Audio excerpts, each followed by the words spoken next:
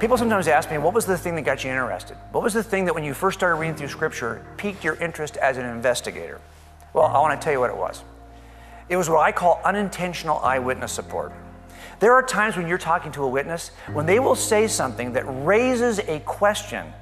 It doesn't even clarify what happened for you. You're like going, wait a minute, how could it have happened that way? But this witness is adamant. That's what they saw. And they're missing detail, or they're saying something that seems illogical, or there's no way it could have happened that way. And you're asking yourself, there's no way I can go in front of a jury with this statement. It makes no sense. And then sure enough, the next day or a week later, or in my case, 30 years later, I will find another witness who actually gives that piece of information that fits inside the first eyewitness statement like a puzzle and answers the question raised by the first eyewitness.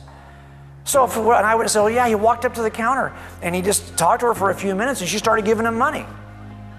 Okay, did he have a gun? No, he just walked up and talked to her. And she started giving him money.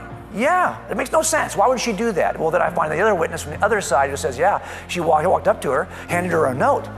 And then he had a bulge. I could see a bulge under his jacket. Okay, that note's a demand note, a demand for money. And she thought there was a gun, so she gave him the money. Now the second witness is saying something that makes sense of the question raised by the first witness. Well, guess what I was seeing in Scripture? As an atheist who was reading the Scripture for the first time, I started to see things like, there's one gospel, for example, where Jesus is standing in front of Caiaphas, and he's being challenged. He's being smacked. Someone punches him and says, hey, Jesus, you're God? Prophesy. Tell us who just hit you. And I'm reading that account and I'm thinking, that makes no sense. How hard is it just to say, I saw you just hit me. You hit me, you knucklehead. Why wouldn't somebody just say that? Why would that prove he's God to be able to say, I just saw you hit me?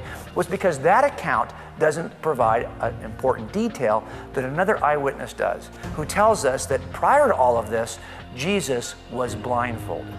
If all you had was this first account, you'd be going, why does that make anything? It makes no sense that would be a demonstration of prophecy. But when you put both eyewitnesses together, one unintentionally supports the other. And I was seeing this in my professional work, and I started to see it in Scripture. Now, if you're interested in that, it turns out that there was a pastor named J.J. Blunt who investigated these many, many years before I ever even started investigating the Scripture. These were called the undesigned coincidences of the Gospels. I didn't know anything about that. Here's what I did know. Witnesses do that all the time. All the time. It is an earmark of reliable eyewitness testimony.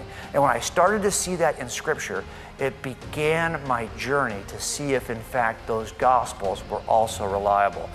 And I'll give you a little preview of that. They are. They are reliable. Any way you can test them as a detective, you will discover that you can trust what the Gospels tell you about Jesus.